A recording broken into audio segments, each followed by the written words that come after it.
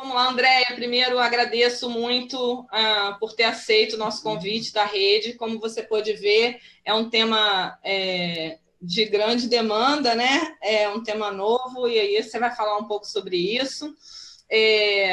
Eu queria apresentar a Andréia, a doutora Andréia Dapoian, é doutora em Química Biológica e atua há mais de 20 anos em pesquisa e ensino na área de bioquímica. A linha de pesquisa dela está centrada no estudo das interações entre os vírus e os organismos hospedeiros, com foco nas arboviroses. Também se dedica à formação científica de professores e alunos da educação básica e é editora das revistas Ciência Hoje e Ciência Hoje das Crianças. Ela vem do Instituto de Bioquímica Médica, da UFRJ, que também é um instituto onde eu me doutorei. Então, vou colocar aqui o link do Instituto de Bioquímica Médica para vocês quiserem depois conhecer um pouquinho, né, Andréia? Que é um lugar que realmente só ensinou para a gente. Aprendi demais com vocês lá, agradeço a oportunidade. Fique à vontade, Andréia, a palavra é sua. Então, boa noite, pessoal, que eu não estou vendo, mas boa noite. E quero primeiro agradecer a Juliana e a Rede de Pesquisadores pelo convite. Eu nunca participei de um webinário, então estou aqui meio nervosa com essa primeira experiência, mas vamos ver se vai dar tudo certo, né? Então, eu escolhi esse tema para falar, porque é um tema novo para mim também. Comecei a trabalhar com isso há pouquíssimo tempo, mas achei que era interessante de mostrar esses primeiros resultados que a gente teve. Eu fiz um slide inicial aqui de apresentação do meu... Ih, agora que não quer andar isso aqui. Ih, já começou. Ai, peraí. Vou tirar aqui o teclado. Só um minutinho, gente, que agora não funcionou aqui o meu teclado. Não, fica tranquila, então, eu fiz um slide inicial de apresentação da linha de pesquisa do meu laboratório em geral, mas a Juliana já falou, né? Na verdade, a gente estuda lá a interação dos vírus com as suas células hospedeiras, com os organismos hospedeiros, não só para estudar a biologia desses vírus, diferentes vírus a gente estuda, como para entender como esses vírus, como se dão as manifestações clínicas que acontecem durante a infecção por esses vírus, e com isso tentar contribuir para o desenvolvimento de estratégias terapêuticas para as doenças que eles causam. Além disso, também há muitos anos eu atuo na área de educação em ciências, e tanto produzindo material didático para diferentes níveis, inclusive um livro-texto de bioquímica, como trabalhando com formação científica de professores e alunos da escola, né? Então, isso é uma outra coisa que eu também me dedico. Mas hoje, então, vou falar da infecção do sistema nervoso central pelo vírus da Zika, que é esse trabalho recente que a gente vem desenvolvendo e que é fruto de uma colaboração, então botei os principais envolvidos aí no desenvolvimento do trabalho desde já, fruto de uma colaboração de pesquisadores da área de neuro com pesquisadores da área de virologia. Eu acho que a junção dessas duas áreas diferentes foi muito importante para a gente avançar e para a gente fazer coisas novas, que é o que a gente está fazendo. Então, eu queria chamar a atenção para a importância dessa interação entre diferentes áreas, dessa interdisciplinaridade na ciência. Então, para começar, vou só apresentar o vírus muito rapidamente, eu não vou falar da estrutura especificamente, vou só mostrar que é um vírus muito simples. Aqui a estrutura do vírus é um vírus pequeno, e com uma estrutura muito simples, mas o que eu quero chamar a atenção é que pouquíssima gente já tinha ouvido falar nesse vírus até 2015, quando teve, então, a epidemia aqui no Brasil, e que chamou a atenção não só por ser um vírus novo, mas principalmente porque se percebeu uma forte correlação entre a infecção e o desenvolvimento de uma série de malformações congênitas neurológicas nos bebês que nasceram de mães que tinham sido infectadas durante a gestação. Então, isso chamou muita atenção, isso é um problema bastante grave, e houve um grande esforço, então, a partir dessa época, para se estudar e para se tentar entender as causas dessas manifestações clínicas que foram observadas aqui no Brasil. Então, uma primeira coisa que foi procurada, né, que era a primeira pergunta, é se havia um tropismo do vírus pelo sistema nervoso central, ou seja, se o vírus tinha uma tendência a se direcionar para o cérebro dos indivíduos infectados. E aí eu trouxe só 2 exemplos que mostram isso, né, foi um trabalho que mostrou aqui microscopias eletrônicas de cérebro de um feto que foi abortado de uma mãe infectada com o vírus, e a gente vê aqui, né, isso aqui é uma microscopia eletrônica, para quem não conhece, são fatias aí do cérebro, onde a gente detecta que dentro de uma célula, que está sendo vista aqui, um monte de partículas virais, mostrando que o vírus realmente estava lá no cérebro, estava se replicando no cérebro desse feto. Aqui é um outro dado também como exemplo, que é um exame de imagem de um adulto que teve meningoencefalite em decorrência da infecção, também mostrando uma série de problemas no cérebro desse indivíduo. Então, mostrando que o vírus tem tropismo para o cérebro e pode causar danos neurológicos nesses indivíduos infectados. Então, com isso, a gente resolveu estudar com essas e muitas outras observações nesse sentido, a gente resolveu estudar focar o trabalho em dois aspectos diferentes, dois modelos diferentes de infecção. A infecção do sistema nervoso central em desenvolvimento, então, que a gente usou um modelo de camundongo neonatal, que eu vou explicar em detalhes daqui a pouco, e uma infecção do sistema nervoso adulto, que a gente usou tanto o cérebro humano como o modelo animal para estudar nessa perspectiva. E eu, então, dividi a apresentação em duas partes. Eu vou começar mostrando nossos dados no modelo neonatal e depois, na segunda parte, depois das primeiras sete de perguntas, eu vou falar sobre a infecção do sistema nervoso central adulto.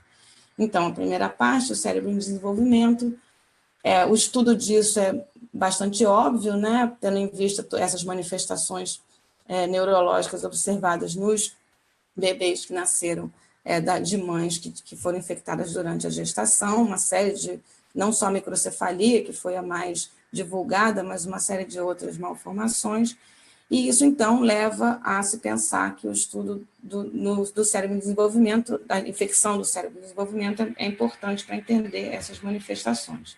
Então, o nosso modelo se baseou na injeção subcutânea do vírus em camundongos recém-nascidos, quer dizer, com 3 dias de nascimento. A gente escolheu essa data porque esses camundongos correspondem, o desenvolvimento do cérebro desses camundongos corresponde ao desenvolvimento do cérebro humano no 3º trimestre da gravidez. Então, isso simularia uma infecção no 3º trimestre da gravidez. E a gente optou pela injeção subcutânea, porque assim o vírus chega ao sangue, e aí a gente ia avaliar se um vírus chegando ao sangue, que simularia chegando no sangue do feto, ele de fato iria para o sistema nervoso e o que ele causaria no sistema nervoso. Então, a primeira coisa que a gente observou nesses camundongos neonatos infectados é que havia uma taxa considerável de mortalidade. Então, aqui eu estou olhando a sobrevivência em grupos MOC, que a gente chama, que são animais que são injetados com o meio de cultura onde o vírus é propagado, mas que não contém o meio de cultura. Então, uma infecção que não é uma infecção, mas existem todos os outros componentes que estão no meio de cultura usado para infecção. Então, nesse MOC, a gente não vê nenhuma mortalidade, sobrevivência de 100%, e nos dois grupos de animais infectados, que eu estou chamando aqui de grupo 1 e 2, a gente vê uma taxa alta de mortalidade, sobrando em torno de 40% dos animais morrem até o 25º dia, mais ou menos, da infecção. Então, sugerindo que o vírus causa aqui uma doença nesses animais que pode levar à morte, mas que alguns sobrevivem, e esses a gente pode avaliar em seguida, né, nos tempos subsequentes. Então, nossa primeira pergunta é, esses animais infectados, o vírus injetado subcutaneamente, ele ia para o cérebro desses animais? E a nossa resposta foi que sim. Aqui a gente está avaliando a replicação do vírus aqui em função dos dias depois da infecção, e a gente olha aqui que enquanto no dia 3 a gente vê aqui 10 a 3 partículas, a gente tem um aumento de 1000 vezes 12 dias depois, né? A gente chega a 10 a 6 partículas por miligrama de tecido que a gente avalia. Então, mostrando que existem 1000 vezes mais vírus depois de 12 dias no cérebro desses animais. Então, confirmando que o vírus, de fato, não só migra, vai para o cérebro, se dirige para o cérebro, como ele replica eficientemente bem nesse tecido. E o que a gente observou também é que a gente observava muitos desses cérebros em tamanho reduzido, o que seria equivalente a uma microcefalia desenvolvida nesses animais após a infecção. Então, com isso a gente confirma que o vírus, de fato, tem tropismo para o cérebro em desenvolvimento e se replica nesse tecido.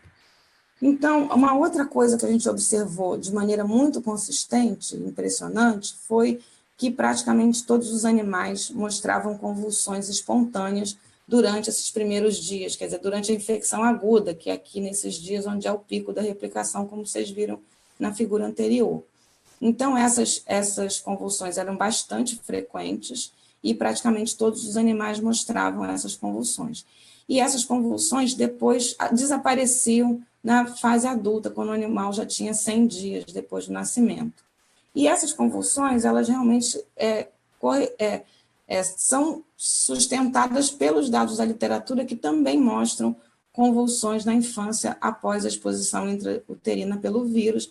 Tem alguns relatos mostrando isso. Então, mais uma vez, mostrando que esse modelo equivale ao modelo que às manifestações que a gente observa nos humanos, né? Embora seja um modelo de camundongo, várias das manifestações são reprodutíveis, são equivalentes às que acontecem no modelo, na infecção humana. Agora, uma coisa nova que a gente observou, então, que não pôde ser, por uma questão de tempo, não pôde ser observada ainda nos humanos, é que, embora aqui no dia 100, quando os animais são adultos, a gente não veja mais nenhuma convulsão espontânea em nenhum dos animais, se a gente induz convulsão com uma droga, isso é um teste que pode se fazer para ver susceptibilidade à convulsão, a gente vê que os animais, não só o tempo após a injeção da droga para a primeira convulsão é bastante diminuído, tanto em machos quanto em fêmeas, como o número de convulsões é aumentado. Então, isso mostra que o indivíduo adulto, embora ele não tenha essa manifestação clínica, ele está muito mais suscetível a desenvolver uma convulsão. E isso é uma coisa que a gente não sabe se vai acontecer com os humanos, mas pelo menos levanta essa hipótese e chama atenção para que a gente deve ter isso em mente como uma possível sequela.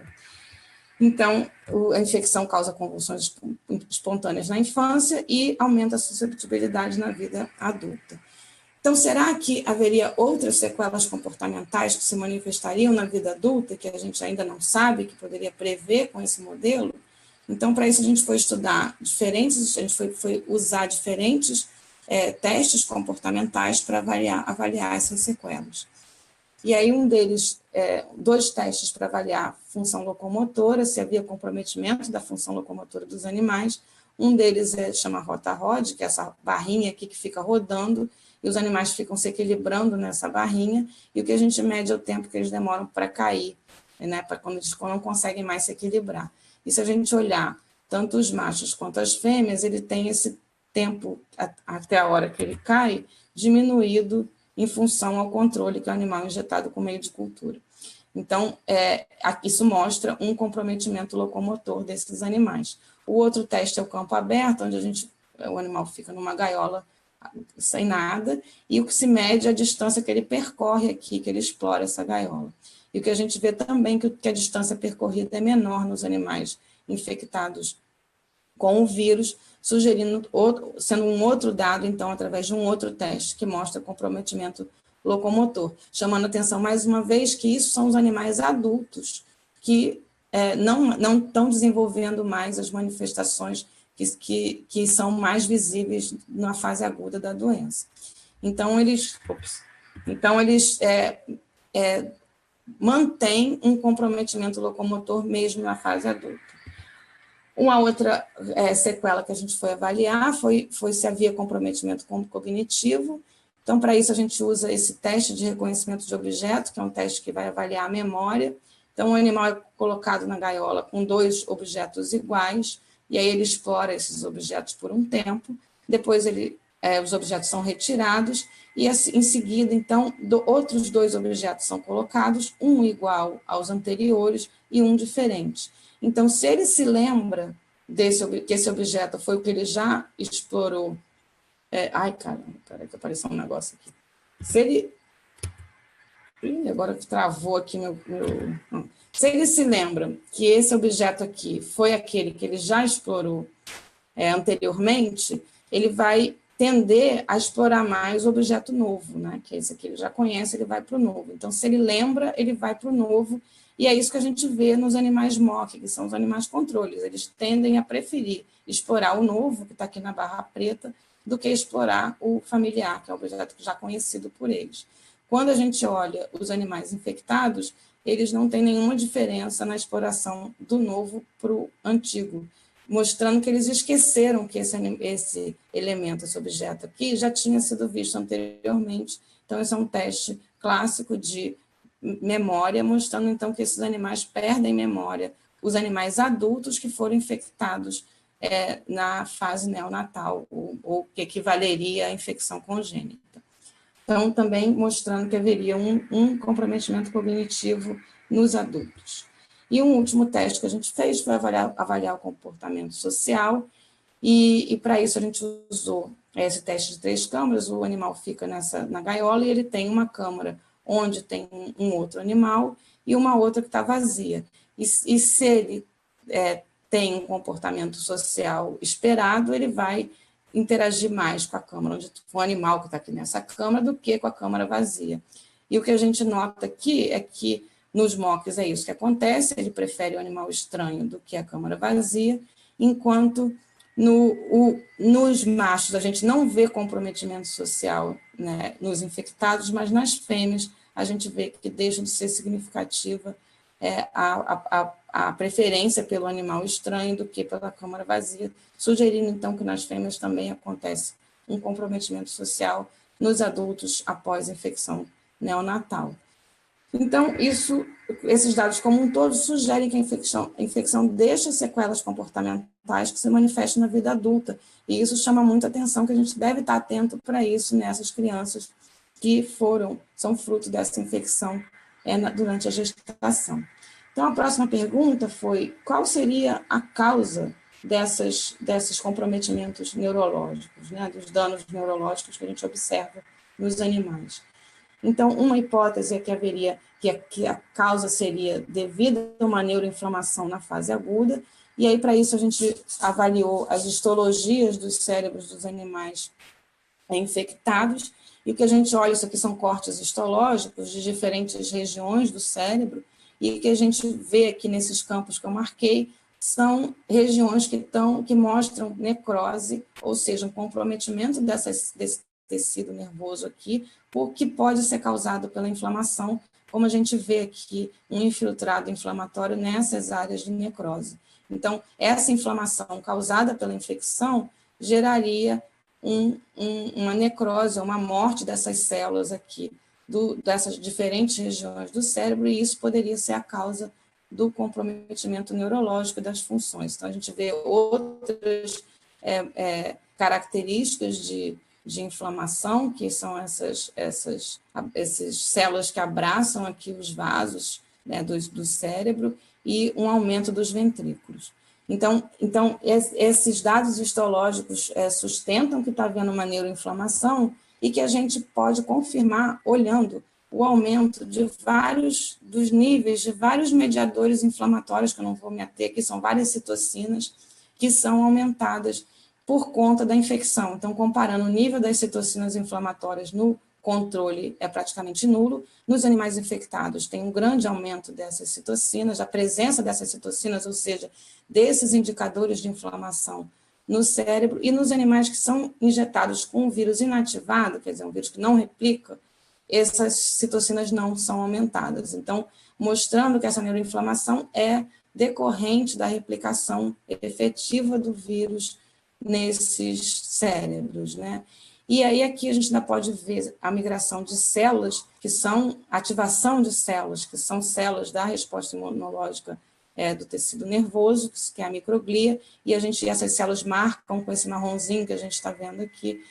Então a gente consegue ver que tem, então, aqui são os controles, né? E aqui são os cortes histológicos dos cérebros dos animais infectados, mostrando essa ativação da microglia nessas células. Então, por que é importante caracterizar essa neuroinflamação? Porque se ocorre isso pode ser, já é reportado para inúmeras doenças, que essa inflamação pode ser a causa dos danos neurológicos, cognitivos, comportamentais que a gente observa nos animais. Já é relacionado para outras doenças neurológicas que já estão bem estudadas. E aí, isso nos levou, então, a imaginar que se a gente combatesse a neuroinflamação na fase aguda, isso podia ser uma forma de tratamento dos problemas que viriam em decorrência dessa neuroinflamação. Então, para isso, lembrando que uma das citocinas que a gente vê aumentada, então estou repetindo aqui um dado que eu mostrei no slide anterior, o aumento do TNF-alfa, que é uma dessas citocinas pró-inflamatórias que a gente vê aumentada nos animais infectados, a gente pode usar um anticorpo contra o TNF, que está aqui, que chama infliximab, que é uma droga comercialmente disponível, e que ela bloqueia, então, a ação do TNF. Então, o que a gente fez foi tratar os animais com infliximab e observar, então, as convulsões, que era aquela manifestação clínica mais óbvia que a gente via nos animais infectados. E o que a gente vê, então, aqui é que as convulsões espontâneas induzidas pela infecção, elas diminuíam dramaticamente com os animais tratados, né? Então, agora a gente tem esses animais que foram tratados, eles ainda estavam na infância quando a gente tratou aqui, e agora a gente está esperando eles atingirem a fase adulta para olhar se todas aquelas sequelas que a gente observou na fase adulta eram também revertidas ou minimizadas, pelo menos, frente ao tratamento. Então, o que a gente espera agora é explorar mais essas possibilidades de tratamento da neuroinflamação como forma de prevenir os danos que podem ocorrer frente à infecção. Então, com isso eu termino essa primeira parte, que é do cérebro em desenvolvimento. Eu não sei se o meu tempo está bom ou ruim, aí eu não sei se eu já continuo, se para as perguntas, aí Juliana tem que falar.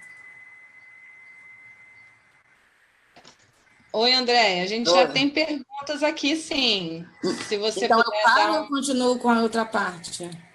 Não, vamos dar um intervalo, se você puder dar um intervalo agora para a gente fazer a interação. É a hora ideal, que agora eu vou para a parte 2, então seria a hora ideal de um intervalo, realmente. Muitas pessoas acompanhando pelo Facebook, dizendo que estão te acompanhando com toda atenção. Vou falar o nome depois, mas vou te deixar uma pergunta, tá? A Gabriela Cardoso gostaria de parabenizar a iniciativa e o excelente webinário. Então, e está perguntando qual a linhagem do modelo utilizado e qual a idade do mesmo. Do modelo dos camundongos, eles são suíços e a idade é aquela, eles são infectados no terceiro dia após o nascimento. É isso que é a pergunta? Acredito que sim. É isso, Gabriela? Ela respondeu? Conta pra gente. Tem mais algumas perguntas aqui. A Stephanie está perguntando: os mediadores pró-inflamatórios foram mensurados por meio do parênquima?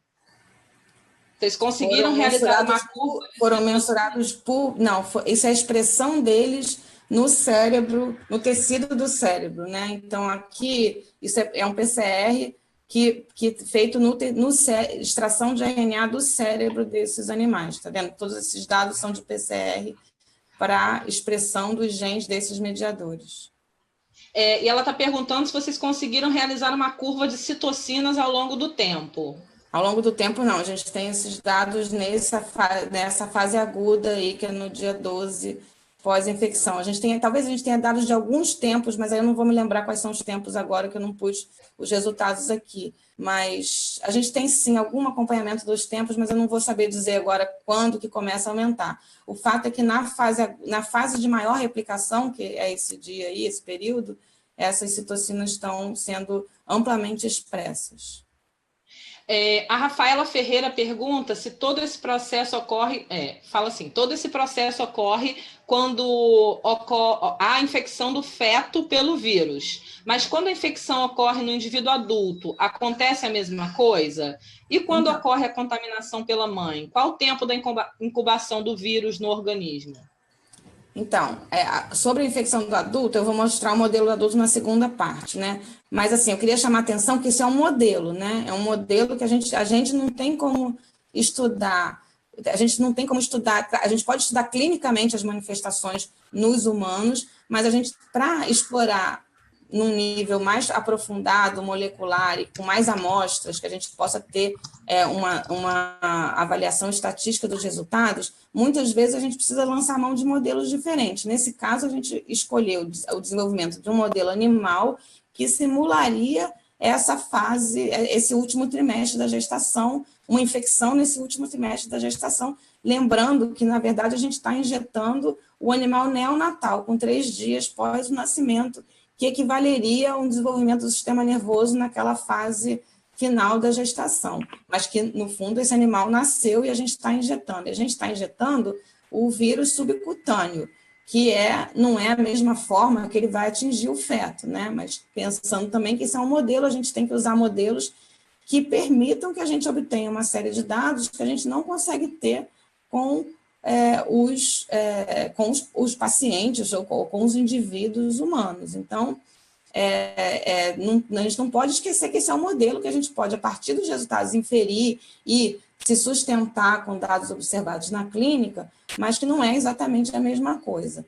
Aí, sobre os adultos, eu vou mostrar na segunda parte também um modelo que vai representar a infecção do adulto, embora ela não seja uma infecção, não seja um trabalho com humanos adultos, né?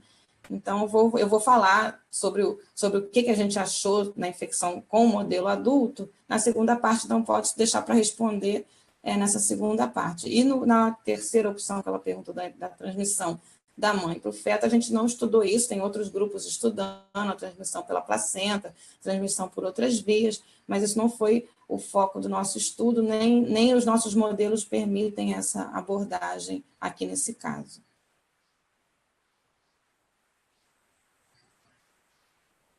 Então, André, tem mais algumas perguntas aqui, tá? Uhum. A Laís Neves está perguntando assim, André, o uso desse infliximab caberia em uma situação de tentar reverter a inflamação no envelhecimento, por exemplo? Ou é mais usado em caso de patologias? Ele é usado para outras coisas, né? Mas ele é usado clinicamente. Então, a gente está mostrando que isso poderia ser usado nesse caso, mas não só o infliximab em si, que ele foi uma droga que protege da inflamação via TNF, que a gente mostrou que, de fato, isso tem um impacto nas manifestações que a gente observava, mas isso ainda abre a perspectiva de usar outras drogas que sejam anti-inflamatórias ou que bloqueiem a inflamação no cérebro e que isso poderia ser. Então, isso aqui é um começo, né? Esse trabalho tem 1 ano de desenvolvimento, então ele está no início, isso foi um teste como uma prova de conceito de que usar uma droga anti-inflamatória que atue no sistema nervoso e que haja contra as citocinas que a gente detectou como importante na neuroinflamação que a gente observa nessa infecção, pode ser uma estratégia terapêutica para evitar tanto as manifestações agudas, que no caso a gente mostrou a diminuição das convulsões na fase aguda, como eventualmente as sequelas na fase adulta, que aí a gente ainda não explorou nesse caso, e a gente teria muitas outras drogas e muitas outras abordagens, os candidatos a possíveis abordagens terapêuticas para a gente testar aqui, que é o que a gente pretende fazer, né? E que está aberto para ser feito também por outros grupos, etc. Né? Então, a nossa contribuição principal será que isso pode ser um terapêutico e uma estratégia terapêutica importante no tratamento, que obviamente ainda tem um longo caminho para ser estabelecido de fato como uma estratégia terapêutica, né? Agora, atendendo um pouquinho o pessoal do Facebook, Andréia, primeiro, várias pessoas parabenizando pelo seu trabalho, a Natália Silva, a Fernanda também, a Fernanda que foi sua estudante, né? O Pedro Paulo da Poian, dizendo que está assistindo a palestra com maior interesse. Que é meu pai. Ah, legal. A Marílvia Dança, parabenizando, dizendo que é um lindo trabalho. E a Fernanda Souza está perguntando, para as outras citocinas não teve teste com outras drogas? E a Rayane Oliveira está perguntando qual a cepa do vírus utilizada. Tá, então, a cepa do vírus é a cepa brasileira de Pernambuco. Então, a gente resolveu usar essa cepa porque o nosso objetivo era entender mais a infecção por essa cepa, que foi a que se propagou aqui, e não a cepa africana, né, que é bem diferente, ela é mais agressiva, Então, a gente fez todo o trabalho com a cepa de Pernambuco. Sobre as outras citocinas, os outros tratamentos, sim, a gente vai testar, a gente está testando, e eu acho que está aberto, isso é um mundo de trabalho, né? Porque pensar que isso são vários animais, e para a gente estudar para estudar essas respostas, a gente tem que usar a ninhada inteira de cada gestação dessas mães que a gente infecta. Então, é um trabalho muito grande, são muitos animais para observar e para tratar. Então, isso tem um tempo longo para ser feito, e depende, assim, de um investimento muito grande, não só financeiro, mas de esforço de trabalho mesmo. Então, ainda não deu tempo de testar as outras. A gente escolheu aqui alguns candidatos, a gente escolheu 3 candidatos, na verdade, e a gente teve esses resultados mais positivos com o infliximab, que é o que eu estou mostrando, que a gente está agora explorando nos adultos. Mas é claro que a gente também vai buscar, e isso, assim, é uma maneira de tratar com o infliximab, né, que foram algumas injeções após a infecção. Mas isso a gente também pode testar outras estratégias de tratamento, com outras doses, com outros tempos. Então, tudo isso é um trabalho longo ainda a ser feito, que exige muito esforço e que deve ser, que a nossa ideia é mostrar que essa ideia pode ser explorada, né? Que o tratamento da neuroinflamação pode ser uma estratégia e diferentes abordagens para tratar isso podem ser feitas e podem ser exploradas. Tem mais uma pergunta aqui, André. Quer dizer, na verdade, temos mais 6 perguntas aqui e uma no Facebook. Tudo bem? Podemos todas? Ué, vocês que sabem do tempo, eu não sei, eu estou falando. Não, eu acho que essas perguntas são importantes para você ir para a segunda parte, realmente são dúvidas importantes. A Gabriela Cardoso, qual a idade dos animais adultos utilizados? Então, eu vou mostrar os adultos depois, aí eu detalho isso, acho melhor na hora da apresentação. Melhor. Se você vai falar sobre isso, mas ela está perguntando dos adultos aqui, né? Nesse estudo, quando a gente está olhando as sequelas, provavelmente. Então, acredito que essas sim. As sequelas são olhadas entre 90 e 100 dias depois do nascimento, né? Então, 3 meses, né? Um pouco mais. O Elver Dias perguntou da linhagem, você já falou, né? Que é uma linhagem brasileira do vírus, mas ele também pergunta se existe diferença de resposta entre linhagens. Então, a gente só estudou a fundo a linhagem brasileira. Todo esse estudo foi feito com a linhagem brasileira, porque também tem que pensar que aí é outro trabalho, outro investimento começar com outra linhagem. Mas a gente tem alguns dados que mostram que é diferente, que a linhagem, a cepa africana, ela é mais agressiva para o sistema nervoso, ela é mais agressiva como um todo, mas a gente realmente não explorou isso profundamente no nosso trabalho. Outros grupos fizeram isso, estudos comparativos, mas não nesse sentido, não em comportamento, né? Então, a gente até pode vir a fazer isso, mas a gente resolveu focar nossos esforços nessa linhagem brasileira, que, no fundo, foi que causou a epidemia aqui. O André Luiz Barbosa pergunta se, além da neuroinflamação, ocorre a diminuição do tamanho do cérebro e se isso influenciaria o comportamento, a memória ou a lembrança, se isso está correto. Eu mostrei lá no início que a gente observa uma diminuição do tamanho do cérebro dos animais infectados, em alguns dos animais, né? Não são todos, são alguns. Quer dizer, isso é uma manifestação macro que reflete o comprometimento de várias áreas, né? Eu não sou especialista em microcefalia, não tenho como dizer exatamente que áreas que são mais afetadas ou que tipo de comprometimento seria mais esperado, né? Mas uma coisa está relacionada à outra, porque ambas as manifestações se referem a um comprometimento do desenvolvimento do cérebro, né? Tem mais uma pergunta aqui, agora é uma pergunta do Michel Gomes de Mello, na verdade ele faz 2, tá? Ele diz que está muito objetivo e esclarecedor essa primeira parte, te parabeniza, e ele diz, foi observada alguma preferência do vírus por regiões específicas? Então, nesses neonatos não, porque é até bem difícil, a gente poderia explorar isso, mas a gente não fez. Nos adultos eu vou mostrar isso daqui a pouco. Charton Vinícius, é Charton mesmo? Espero que eu tenha acertado. Eu sei quem ele é Charton mesmo. Bacana. Charton, prazer.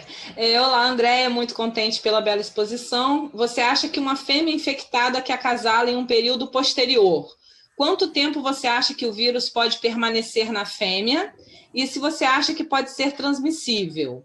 Será que pode acarretar numa infecção congênita? Então, eu não sei, a gente não está estudando isso, outras pessoas estão estudando isso, né? Então, eu não sei realmente dizer se... Eu acho que isso não foi muito bem estabelecido ainda, porque tem muita diversidade de resultados. Então, eu não sei dizer, eu não sei essa resposta, porque realmente a gente não estudou sistematicamente isso, nem é o foco do nosso estudo, nosso aqui, desse trabalho que eu estou mostrando. Então, outros grupos estão estudando isso e eu não sei se a gente já pode afirmar isso de uma maneira mais sistemática. O Michel Gomes, então, continua. A injeção do modelo é semelhante a qual trimestre da gestação? Será que a infecção em diferentes trimestres na gestação causaria diferentes alterações? Eu acho que... Possivelmente sim, e nosso modelo equivaleria ao terceiro trimestre da gestação, porque é mais ou menos a fase do desenvolvimento do cérebro do camundongo com 3 dias pós-nascimento. Então, a gente está simulando o terceiro trimestre.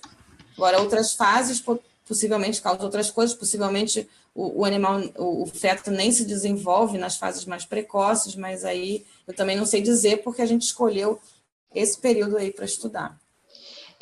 Tem uma outra pergunta agora da Laís Neves. Vocês viram alguma alteração em relação à formação de sinapses? Nos neonatos, não, mas eu vou mostrar isso nos adultos. Aliana Vasconcelos, pelo que entendi, no primeiro e no segundo trimestre ocorreriam malformações, e no terceiro trimestre ocorreriam lesões destrutivas. Acho que isso não está estabelecido, né? Não está, porque numa infecção bem precoce, eu não sei nem se o feto se desenvolve, o embrião se desenvolve, né? No caso, assim, a gente tem que estar usando um modelo para estudar uma fase específica, né? As outras coisas são dados clínicos que a gente tem alguns dados, né? Mas a gente ainda não tem como fazer, como saber isso sistematicamente, por isso a gente precisa de modelos para estudar. E aí, essas fases mais precoces da gestação, a gente não estudou, eu não sei dizer que outros danos acarretariam. Mas o fato é que nessa simulação do terceiro trimestre, a gente vê esse tipo de dano que eu mostrei. A Clarissa Porto está parabenizando pelo trabalho e pela iniciativa, Andréia. E tem um anônimo que eu não sei quem é, depois, se você quiser se identificar, ele pergunta: sei que o modelo de vocês não foi feito com esse intuito, mas vocês acreditam que a utilização do infliximab, além de ser utilizado para diminuição do impacto das sequelas, poderia também ser utilizado pela gestante detectada com infecção por Zika, para impedir o progresso da doença? Sim, no fundo, é isso que supõe, né? Se a gente está a gente está tratando na fase aguda, a gente imaginaria isso. Mas aí também teria que ser testado se a mãe sendo tratada, se isso realmente chegaria no feto e se isso teria esse mesmo efeito. Mas a hipótese seria que sim, que se a gente bloqueasse a neuroinflamação que está acontecendo no feto, isso impediria os danos que a gente observa depois do nascimento, né? Então, potencialmente seria isso, mas teria que ser testado, né? Agora tem uma mensagem grande da Liana, eu vou tentar falar para você aqui. Ela disse que estudou alguns trabalhos sobre o vírus Zika e danos do sistema nervoso central. O trabalho da Patrícia Garcês, na Science Magazine, envolveu neuroesferas e organoides cerebrais em stem cells, e usando imunocitoquímica e microscopia eletrônica, mostrou que o vírus Zika reduziria a viabilidade e o crescimento das neuroesferas e organoides cerebrais. Esses resultados sugerem que o vírus prejudicaria a neurogênese durante o desenvolvimento cerebral. Já um trabalho publicado no Brasil pelo New England Journal em 2016 chegou à conclusão de que as mudanças patológicas durante a embriogênese ocorriam predominantemente em fetos infectados no primeiro trimestre. De um outro lado, as anormalidades do sistema nervoso central foram também observadas em alguns casos quando a infecção ocorria no terceiro trimestre da gestação. Ela menciona: uma razão plausível seja que a morfogênese fetal ocorra na 12ª semana de gestação. Tem algum comentário? Assim, o meu comentário é que ela só afirmou, ela resumiu esses artigos, né? E, assim, meu comentário é que são diferentes modelos de estudo, né? Que vão estar olhando diferentes coisas. Então, cada um deles vai acrescentar mais um dado que vai ter que ser interpretado depois num conjunto que a literatura está construindo ainda, na verdade, né? Então, esses trabalhos exploraram a questão com modelos diferentes e nós estamos explorando com outro modelo ainda. Então, a gente tem que construir um panorama maior aos poucos, pensando, não deixando de ver também que são modelos, né? E a gente não pode extrapolar todos os modelos para o desenvolvimento humano, e a gente tem que ter um pouco de cautela com isso também nessa transposição. Então, eu acho que são dados que se somam e que alguns são controversos e que isso pode ser explicado por serem modelos diferentes, pelo como a questão está explorada, e que, com o tempo, com o aprofundamento desses estudos, a gente pode chegar a uma conclusão mais consistente sobre como a infecção se dá e quais são as causas. A gente não pode esquecer que tem muito pouco tempo de estudo e que o conhecimento se constrói aos poucos, né? Que não é assim, a gente não descobre tudo sobre uma coisa de um dia para o outro. Então, eu acho que é uma história em construção ainda. Eu acho que aqui nessa primeira etapa eu queria só esclarecer a todos que a gente prioriza essa interação, viu, André, e a toda a audiência da sala e do pessoal do Facebook. A gente está com uma audiência grande também no Facebook, então essa parte interativa é muito importante. Acredito que a gente vai, então, agora para os 15 minutos da etapa final e mais um momento de interação. Então, durante a explicação da Andréa e a explanação, se vocês quiserem ir colocando as perguntas, ajuda, porque aí no final ela finaliza respondendo as perguntas que tiverem, tudo bem? Pessoal do Facebook, pode colocar as perguntas aí. Andréa, por favor, palavra sua novamente. Agradeço pelos esclarecimentos das dúvidas de agora. Eu que agradeço o interesse e as perguntas. Então, vamos lá. Então, agora, deixa eu ver. Peraí. Ia acontecer alguma coisa aqui. Tá. Bom, então, agora a parte 2, que é a infecção do sistema nervoso adulto. E, assim, a primeira questão que se coloca é por que estudar a infecção Zika por Zika em adultos, porque a gente sabe que a grande maioria das infecções nos adultos são assintomáticas ou causam uma doença bastante branda, então isso não seria uma infecção que realmente causasse grande alarme, mas a gente tem algumas observações de situações bastante graves frente à infecção, e eu coloquei aqui, elenquei alguns exemplos, né, alguns artigos que relatam uma série de complicações neurológicas frente à infecção de adultos em alguns casos, né? Então, síndrome de Guillain-Barré, mielite, encefalomielite, encefalite, meningoencefalite. Então, o que isso sugere é que, embora o vírus, não, em princípio, no adulto, não cause uma doença grave, aparentemente, se ele chega no sistema nervoso central maduro, como essa hipótese que é mais aceita, né, na qual a gente está trabalhando, que a doença branda seria decorrente do vírus não conseguir chegar pelas características da barreira hematocefálica, pelas características do sistema nervoso dos adultos, pelo vírus não chegar lá. Mas se eventualmente, por alguma questão, o vírus chega no sistema nervoso central dos adultos, ele seria altamente virulento, e isso teria ocorrido nesses indivíduos que desenvolveram as manifestações graves. Então, a gente está trabalhando com essa hipótese para explicar esses casos de manifestação grave em adulto. Mas o estudo da infecção do sistema nervoso maduro ainda é muito controverso. A gente tem na literatura, aqui estou botando um exemplo que sugere que está mostrando aqui a detecção do vírus, que é esse verde, em células que são as células progenitoras neurais, então não seriam as células adultas. Então, ainda está na literatura muito controverso se existe a infecção dos neurônios ou das células do tecido nervoso adulto, as células adultas ou não. Então, a gente resolveu explorar essa questão aí, seria só a célula realmente precursora ou célula em desenvolvimento, ou se seria também uma infecção adulta do adulto que fosse consistente e que servisse também como base para as manifestações observadas. E aí, para isso, a gente teve uma possibilidade, né, que foi muito boa para a gente poder explorar uma coisa que ninguém tinha explorado até agora, que foi ter acesso a fatias de cérebros humanos que são provenientes de cirurgias de lobotomia em pacientes esquizofrênicos que são resistentes a todas as drogas, e aí a gente tem acesso, por uma colaboração com um grupo que faz essas cirurgias de neurocirurgiões, a gente tem acesso a parte desse material e pode trabalhar com fatias de cérebro humano, então, que a gente pode cultivar por 4 dias e pode infectar com o vírus. Então, esse é o nosso primeiro modelo, que obviamente é um material muito restrito, a gente teve que escolher muito o que fazer com esse material, mas a gente resolveu, então, estudar tanto a quantificação viral para tentar chegar numa resposta que ainda não pode ser dada, se o vírus consegue, de fato, replicar no cérebro adulto humano e dosar os mediadores inflamatórios para avaliar se essa replicação causaria inflamação.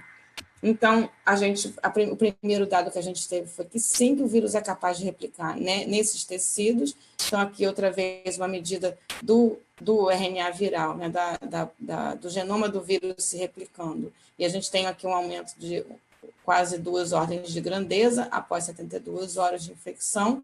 E se a gente olha as partículas virais, então, a montagem do vírus, aqui a gente está olhando o genoma replicando.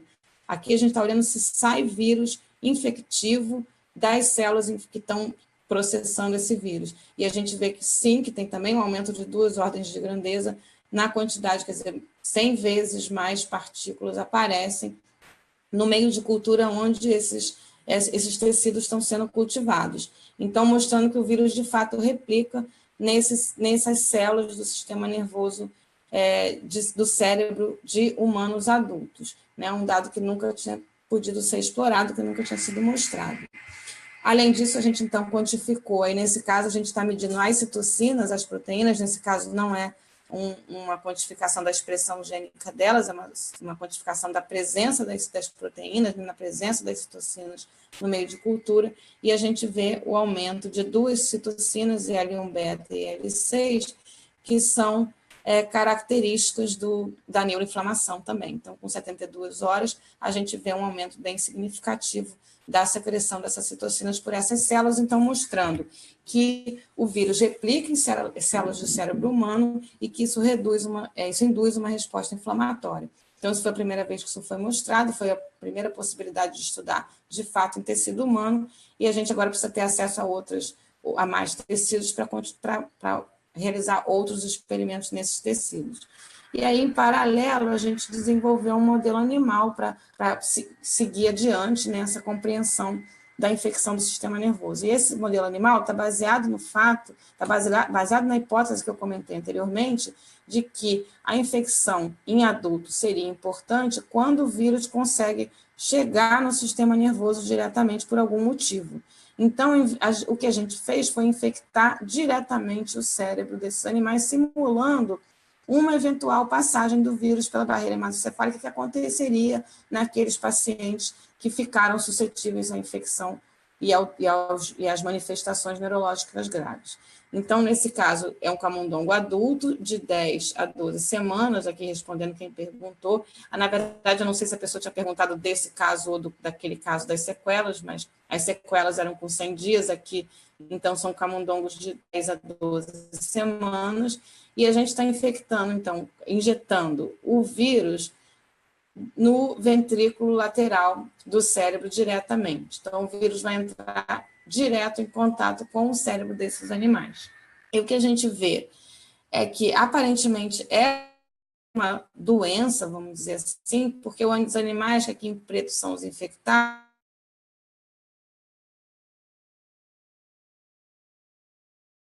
que é uma coisa característica. E se a gente usa o vírus inativado ou uma infecção por dengue, que é um vírus, um outro flavivírus da mesma família, mas que não teve relatos de causar essas complicações neurológicas, aí os animais também não apresentam nenhuma mudança no seu peso e nas manifestações mais visíveis, né, de doença. Então, sugerindo que realmente a infecção direta no sistema nervoso tem um impacto nesses animais. Então, a gente foi olhar a replicação do vírus nesse cérebro, e aí sim a gente foi olhar as diferentes regiões também do cérebro, onde o vírus se... Então, aqui a replicação, a gente pode ver que o vírus tem uma grande replicação nesses cérebros, aqui aumenta também 1000 vezes a produção do RNA viral dentro do tecido infectado, então mostrando que realmente o tecido cerebral é um tecido bastante propício à replicação do vírus, e essa replicação então diminui ao longo do tempo, ficando praticamente inexistente em 60 dias depois da infecção. E aí o que é muito interessante notar é que as regiões de maior título viral, que significa que é onde maior número de partículas foi produzida, são as duas regiões de processamento de memória, o hipocampo e o córtex tal. Então, adjacentes umas à outra, que poderia sugerir que a gente está colocando mais vírus mais perto delas. Então, isso sugere que realmente existe um tropismo para regiões específicas do cérebro desses animais, e as segundas regiões, regiões, segunda função, né, de regiões relacionadas a uma segunda função foi a função motora, que também teve os maiores níveis de replicação. E a outra coisa interessante que a gente observou é que havia disseminação pelo corpo. Então, outros órgãos, como o fígado, o baço, também mostraram título viral. Lembrando que o vírus foi injetado no ventrículo cerebral diretamente. Então, significa que, além dele replicar ali naquele cérebro que teve contato direto com o vírus foi capaz de sair do sistema nervoso e disseminar pelo corpo e replicar em outros órgãos, mostrando que realmente é uma infecção eficiente do organismo, do animal infectado. Então, ele replica... E aí, o que eu vou chamar mais atenção aqui é que o vírus replica preferencialmente em regiões de processamento de memória. Isso foi o que nos chamou a atenção e que foi o que a gente, então, investiu em estudar adiante. Então, quais seria a primeira coisa também que a gente foi olhar? Quais seriam as principais células-alvo da infecção? Que isso é aquela questão controversa na literatura ainda. E quando a gente marca aqui cortes de cérebro, então, isso aqui são cortes da região do hipocampo, do animal infectado só com injetado com meio de cultura, o animal infectado com o vírus e também infectado aqui com dupla marcação. O que a gente vê é que as células que a gente observa aqui, aqui a gente está olhando a proteína do envelope do Zika, então, em verde, a gente tem um anticorpo contra uma proteína do vírus, então, as células que estão verdes são as células que estão infectadas, e o que a gente vê é que essas células são células com características de neurônios, então, sugerindo, né, ao contrário do que foi mostrado até agora, que o vírus, de fato, infectaria os neurônios do indivíduo adulto. E essas células realmente não têm, a gente não vê ação com os astrócitos, que são essas células marcadas de vermelho, aqui uma proteína característica de astrócito, que é um outro tipo de célula do sistema nervoso, tecido nervoso. Então, aparentemente, ele infecta preferencialmente neurônios.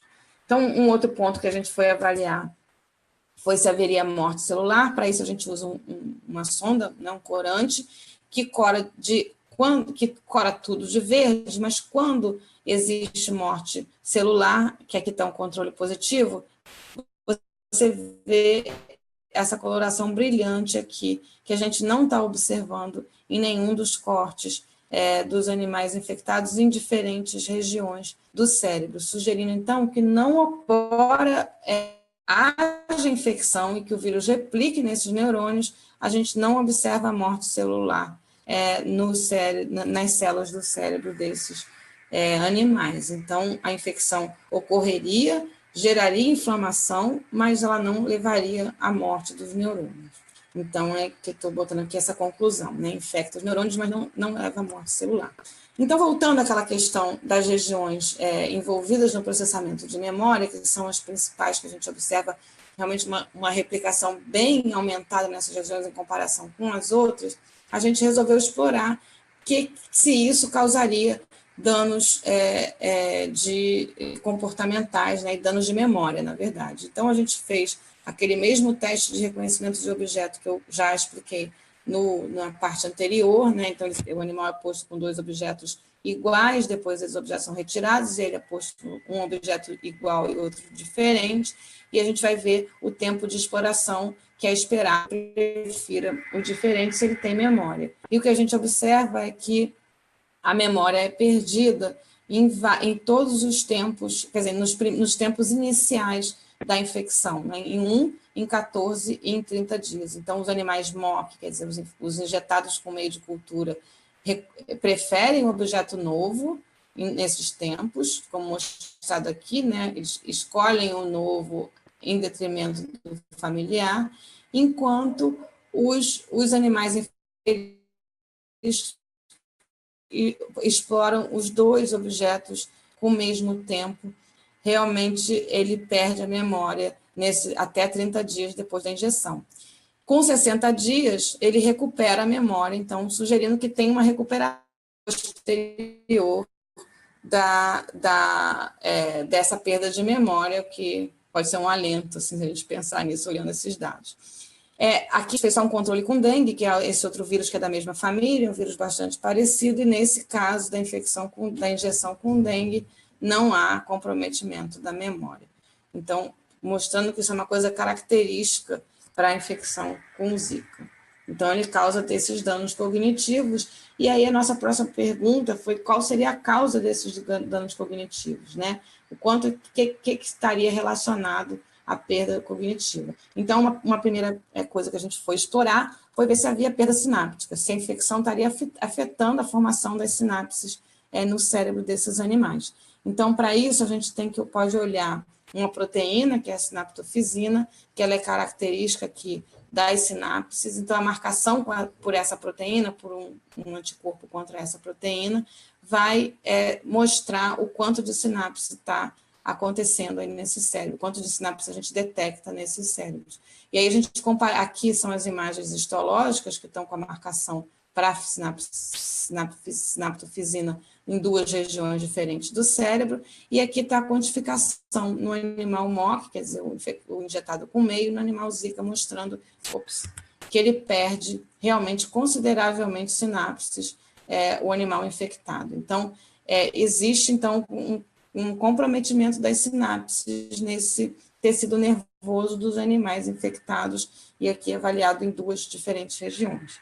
Um outro marcador de atividade sináptica é a fosforilação de Krebs, que é uma proteína, e a gente pode medir, ela participa de uma via aqui, que não vem ao caso detalhar aqui nesse seminário, mas que ela está envolvida na expressão dos genes de memória, quer dizer, no controle da produção de proteínas que vão estar envolvidas na fixação de memória nos indivíduos. Então, olhar a fosforilação dessa proteína indica se está havendo ou não expressão dos genes de memória, e o que a gente vê aqui é que tem uma drástica diminuição da fosforilação de Krebs nos animais infectados. Então, sustentando mais uma vez de que a infecção compromete a memória, né, e pode levar, então, a esses danos de memória, esses danos cognitivos.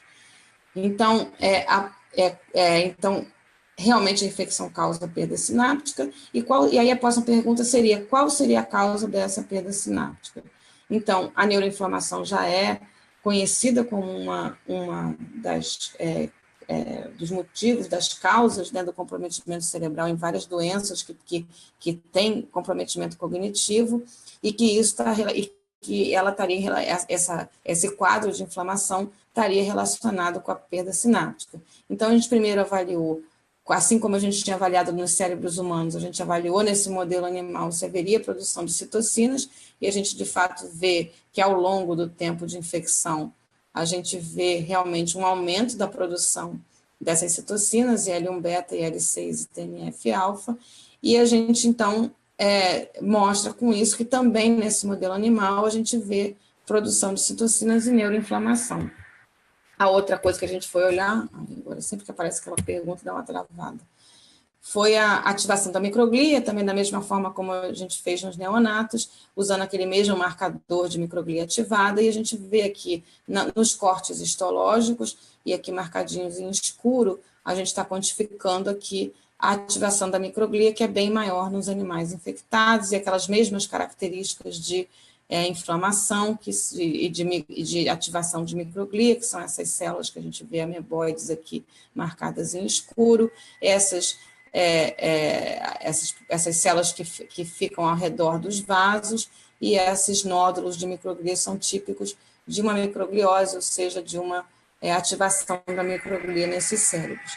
Então, nesse caso, a gente está mostrando que causa neuroinflamação, que causa uma ativação da microglia, e o que isso teria a ver com a perda sináptica, então? Então, isso já foi demonstrado para outros quadros neurológicos e de doenças degenerativas, né, neurodegenerativas, que uma das causas da perda sináptica pode ser a ligação de proteínas do sistema complemento nas sinapses, e isso levaria, né, recrutaria a microglia para as sinapses, e a microglia engolfaria, né, apagaria essas sinapses. Então, o que a gente foi ver é se essas proteínas do complemento, que é essa C3 e C1q, são proteínas do sistema complemento, estão envolvidas também na resposta inflamatória, se essas proteínas estariam com a sua expressão aumentada nos animais infectados por Zika, que isso, então, era um indício de que essas proteínas poderiam estar, de fato, marcando as sinapses para que elas fossem, então, engolfadas pela microglia. E a gente, de fato, vê a indução da expressão de ambas as proteínas, C1q e C3, nos animais na fase aguda da replicação do vírus, 6 dias pós-infecção. Essa expressão diminui 60 dias, que é quando a gente vê a recuperação, então, da memória dos animais, se vocês se lembrarem aqueles testes de memória. Então, aparentemente, essa expressão dessas proteínas do complemento pode, de fato, estar relacionada com o engolfamento das sinapses pela microglia e com a perda de memória decorrente disso. E que isso parece ser revertido num tempo mais tardio, quando o animal recupera a memória. Então, também na mesma linha do raciocínio da parte dos neonatos, a gente foi usar um tratamento com um inibidor da ativação da microglia, que é a aminociclina, que é um antibiótico que também foi usado já como antibiótico na clínica, mas que também foi mostrado que ele é um inibidor da ativação da microglia. Então, a gente tratou os animais com aminociclina, e o que a gente viu foi que os animais tratados tinham uma diminuição da expressão das proteínas do complemento, então aqui tanto C1q como C3, o tratado tem uma expressão menor quando comparado com o infectado com o vírus, então sugerindo então, que a gente vai ter menos sinapses marcadas, e de fato a perda sináptica foi bastante revertida nos animais tratados. Então, né, aqui o animal infectado perde sinapse e essa perda é revertida no animal tratado, sugerindo que, de fato, esse seria o mecanismo de perda sináptica, estaria envolvido com marcação com proteína do complemento, e que a microglia, então, a inibição da ativação da microglia reverteria o quadro de perda sináptica. Então, a última coisa a se ver é, será que isso reverteria a disfunção cognitiva, ou seja, a perda da memória, e é o que, de fato, a gente vê, que os animais tratados com aminociclina, eles recuperam a memória naquela fase em que eles tinham perdido a memória sem o tratamento. Então, sugerindo aqui também que o tratamento da microgliose, ou seja, de um aspecto da neuroinflamação, da ativação da microglia, pode ser um tratamento para os danos cognitivos observados em função da infecção. Então, aqui mais uma vez falando da equipe que trabalhou nesse projeto, né, nos dois projetos, tanto dos neonatos como dos adultos, e por fim só agradecer ao meu laboratório, que são as pessoas envolvidas com outros projetos também, mas que participam como um todo do desenvolvimento. Então, queria também terminar agradecendo tanto aos membros todos do laboratório, quanto às agências financiadoras desse projeto e dos outros projetos do laboratório. Então, é isso. Nossa, muito legal, André. Equipe boa essa, hein? É bastante gente, equipe boa. Temos várias perguntas lá no Facebook, então eu vou deixar o pessoal aqui esquentando para as perguntas e vou para as perguntas do Facebook, tudo bem? Muitas pessoas agradecendo, mais uma vez, falando da pesquisa, que é incrível. Eu estou olhando em duas telas, porque, então, às vezes eu vou desligar a webcam, porque fica mais fácil. Tá. Andréia, tem uma pergunta, algumas perguntas lá. Uma delas é o do Fausto Tenório. Ele está dizendo que a vacina existe desde 1947. Então, ele acredita que isso não é algo tão novo. Ele não sabe exatamente o que se diz aqui no Brasil, porque ele vive na Europa, mas a notícia que ele teve lá é que tudo isso foi um alarme falso para vender vacinas. O que você pode falar sobre isso? Tudo isso que... Desculpa, Tudo isso, a questão o começo da pergunta da epidemia. Vou voltar, tudo bem? Ele está falando da epidemia e de tudo isso em relação ao Zika vírus, né? Então, ele coloca, a vacina existe desde 1947. Eu não sei que vacina, mas está dizendo que existe. Se é assim, não é algo tão novo. Não, o vírus foi detectado pela primeira vez em 1947. Ok. Acho que ele está equivocado. Então, sendo assim, ele diz que não é algo tão novo. Ele está dizendo que ele não sabe o que está acontecendo direito no Brasil, porque ele está na Europa, mas a notícia que chegou por lá é que tudo isso foi um alarme falso para vender vacinas. Então, acho que o que ele está pensando é assim, o vírus foi descoberto dele, né? Foi caracterizado desde 1947, já teve algumas epidemias na África, depois na Ásia, e depois que chegou no Brasil só em 2015, então ele está falando que desde então, acho que o que ele está querendo dizer, né, criticar, é que o vírus já circula e já é detectado desde 1900, quer dizer, já circula até antes, né, mas já é detectado desde 1947, algumas epidemias já aconteceram, e que só agora que se lançou essa questão dos danos neurológicos e que isso seria uma coisa falsa para vender vacina ou vender medicamento, etc. Acho que a pergunta dele é essa, né? Não é que já existia uma vacina antes. Mas, assim, o fato é que aqui a correlação foi muito mostrada, se isso se deve a características específicas da população daqui, ou se isso se deve a uma não percepção disso em outras populações, e além disso, não houve tantas epidemias assim, as populações na África foram bem pequenas, onde se detectou o vírus,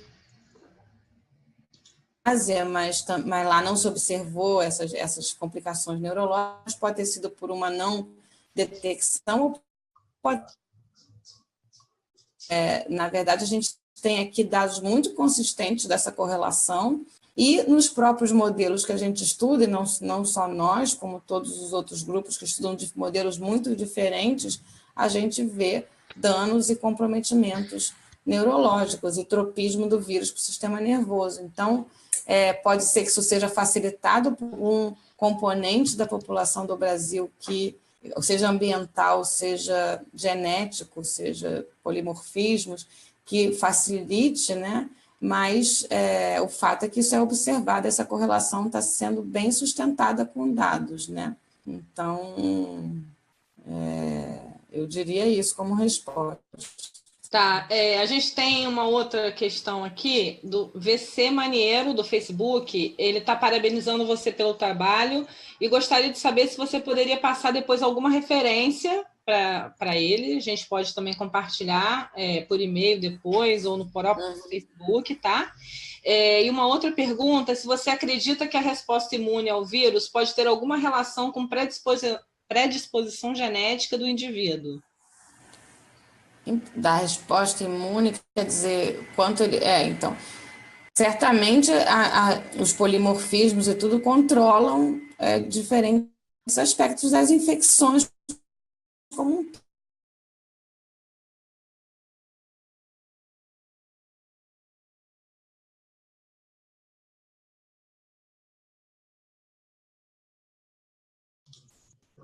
Ela já deve estar voltando, tá, gente? É que deve ter dado relações, mas tem grupos que estudam isso e eu talvez não esteja totalmente atualizada. Eu acho que não sou a pessoa para responder isso, porque é tudo. Tem mais uma questão do Robson Soares.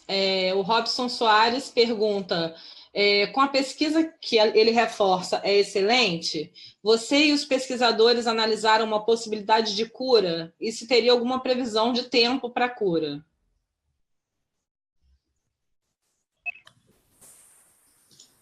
Oi, acho que aqui saiu tudo, né? Não, não tem problema. Você está ouvindo a gente ainda? Agora eu tô. Antes eu não estava, tinha saído tudo, agora eu tô.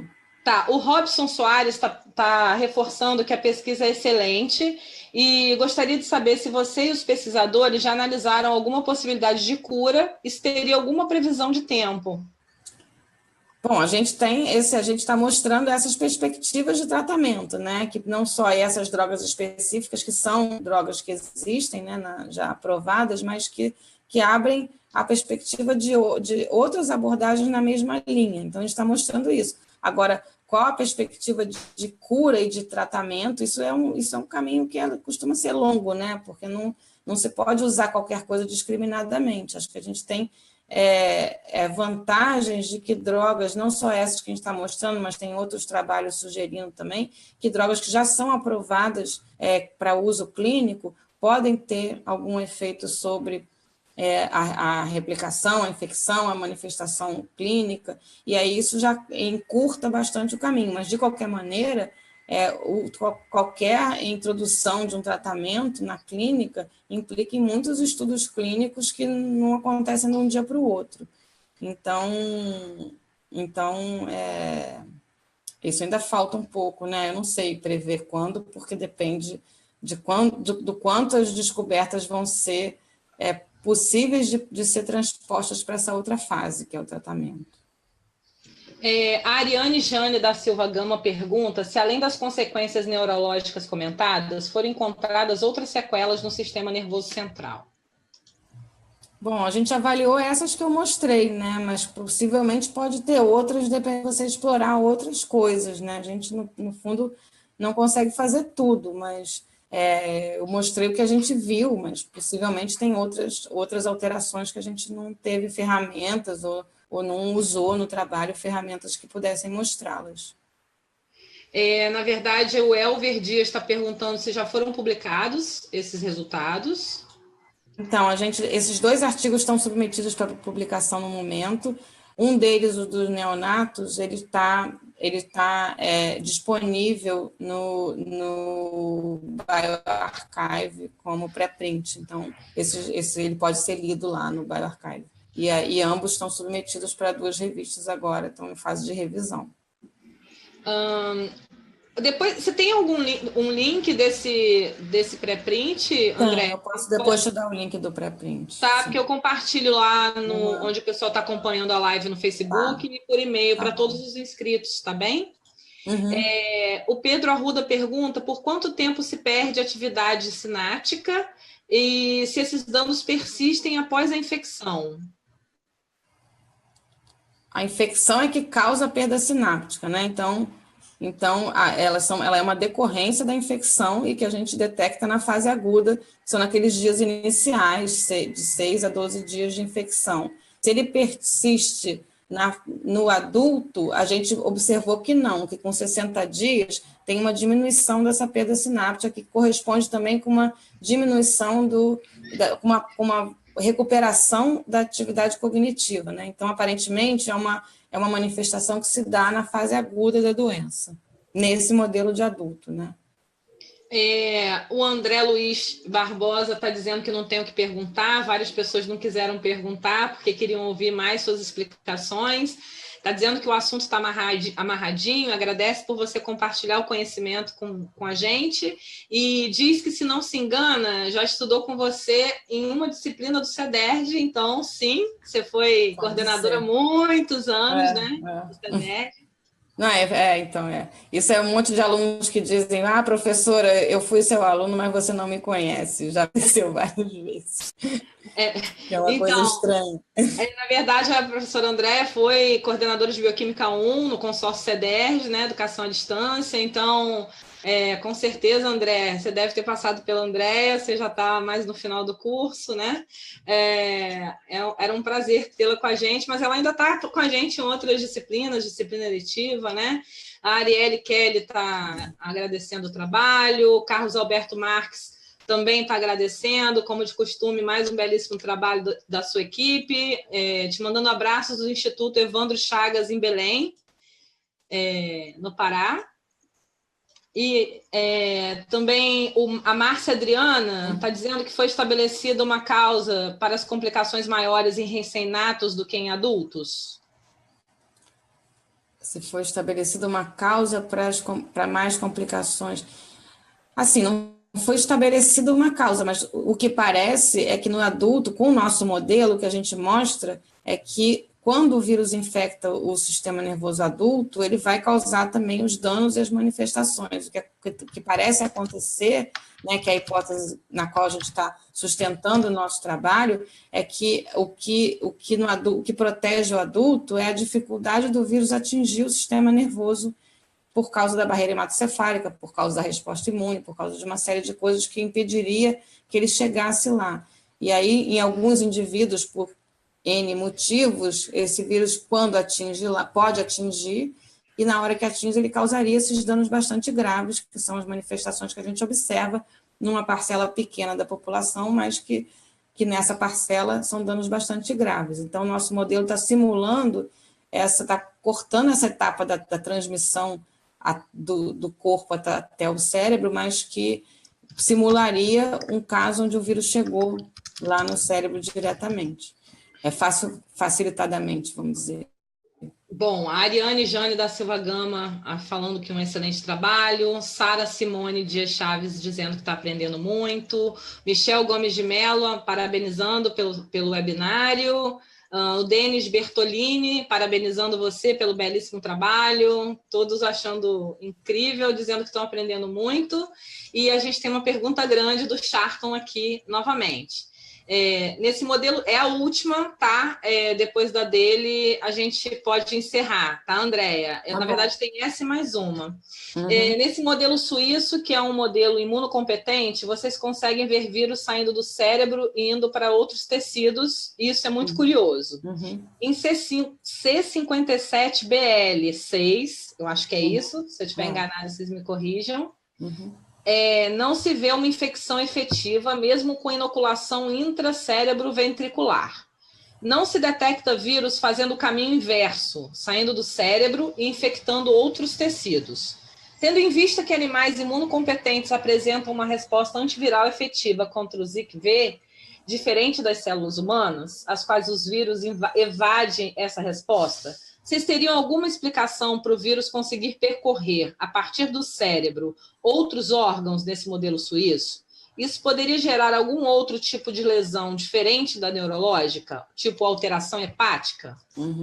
A gente não sabe, a gente não avaliou, mas assim, eu queria chamar a atenção, quer dizer, isso é um fato, né? A gente isso é bastante surpreendente, mas a gente observou, a gente nem esperava que o vírus fosse passar para os outros tecidos, né? A nossa ideia era estudar só a infecção direta no cérebro, usando esse modelo esse modelo que se presta a isso, mas a gente acabou observando a replicação em alguns tecidos.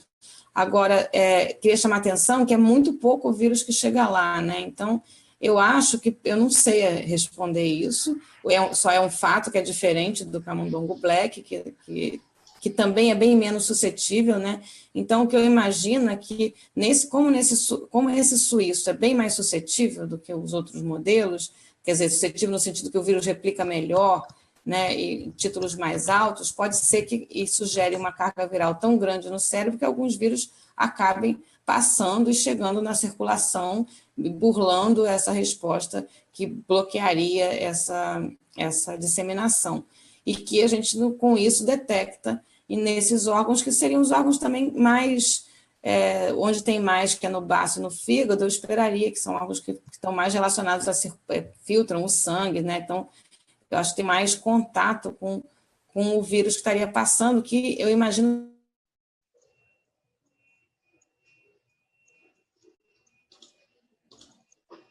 Essa chegada do vírus nesses órgãos implicaria em outros danos que não fossem neurológicos, eu não sei dizer, a gente não isso, mas, de qualquer maneira, nem é nosso propósito, e, na verdade, isso também nem Na verdade, no humano, seria o caminho inverso, né? Porque o vírus estaria circulando e, então, manifestações principais ou mais lógicas, eu esperaria que o vírus tenha pouco tropismo e pouca efeito, na verdade, pelos outros tecidos, o que não levaria a um dano, a uma manifestação muito importante em outros tecidos. Mas, no fundo, a gente não explorou isso, embora a gente tenha consistentemente detectado o vírus nesses títulos baixos, nesses outros órgãos. A Janaína de Campos Macedo da Silva pergunta se o retorno da atividade cognitiva nos animais tratados é transitório ou permanente. Bom, o que a gente observou foi que eles nem perdiam a atividade cognitiva, né? Que na fase aguda, eles foram tratados no início da infecção, né? Então, o tratamento preveniu que eles desenvolvessem danos cognitivos. Então, logo no início, eles nem sequer desenvolvem, e isso é persistente. Agora, a gente ainda teria que testar novas maneiras de tratamento, né, simulando um tratamento mais tardio, para ver se isso reverteria. Isso tudo ainda tem que ser feito. A gente está realmente no início dessa abordagem terapêutica, mas é promissor porque impede o dano cognitivo, né? Mas, assim, se ele reverte e se isso é persistente, ainda teria que ser feito, ainda tem que ser feito. A Jaqueline Batista, e essa última pergunta, depois só vou ler as parabéns para você. A Jaqueline pergunta se foi testado também a propensão a convulsões em adultos. A propensão não, mas eles não manifestam convulsão, então, mas realmente a propensão, a maior susceptibilidade à convulsão induzida, né, que foi o experimento que a gente fez nos neonatos na fase adulta, a gente não fez nesses animais. Bom, então, André, eu vou agradecer a você com todos os parabéns aqui. A Miriam Lima Rocha também parabeniza pelo webinar e diz que também foi sua aluna em Bioquímica 1 no CEDERJ. O Cláudio Santana gostaria de parabenizar a equipe pelo trabalho. A Stephanie Carvalhal adorou o trabalho, amou a explicação sobre neuroinflamação e, mais uma vez, parabeniza você. A Roseli Silva dos Santos e a Rafaela Ferreira Félix parabenizam o trabalho pelas explicações, dizendo que foi esclarecedor. E a Sara Simone também agradece, assim como todos que acompanharam, né, a Paula Sader pelo Facebook, trabalho excelente, Janaína Macedo parabeniza pela pesquisa, enfim, todos que acompanharam, tanto pelo Facebook quanto aqui na sala, André, acredito que se beneficiaram muito de tudo que você passou para a gente. Vou até voltar para o vídeo aqui para agradecer agora você. O cabelo já fica doido, né? Tentando falar com todo mundo. Vamos encerrar a live pelo Facebook. Agradeço mais uma vez, espero que você retorne. Parece que tem muito o que nos contar. Quando tiver atualizações, passa para a gente aqui na rede, porque a gente divulga. Bom, na rede. Para mim, mas eu que agradeço. Imagina, foi um prazer, viu? Deu tudo certo, ficou online, ao vivo, 100% do tempo, a internet ajudou, não é verdade? E ajudou quase no final, tá deixando nada. A gente... Deu a oportunidade, viu? Volte sempre que quiser, tá? Quando você quiser, as portas da Rede de Pesquisadores, mesmo as online, estão abertas para você, para toda a sua equipe, e a gente agradece pela disponibilidade. Pedimos desculpa por ter alongado um pouquinho o tempo, mas realmente as perguntas são muito importantes.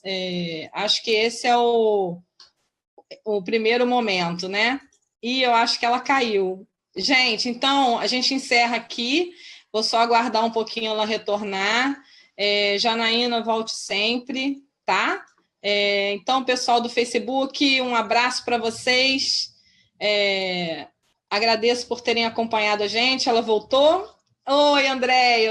Eu tava elogiando a rede, viu?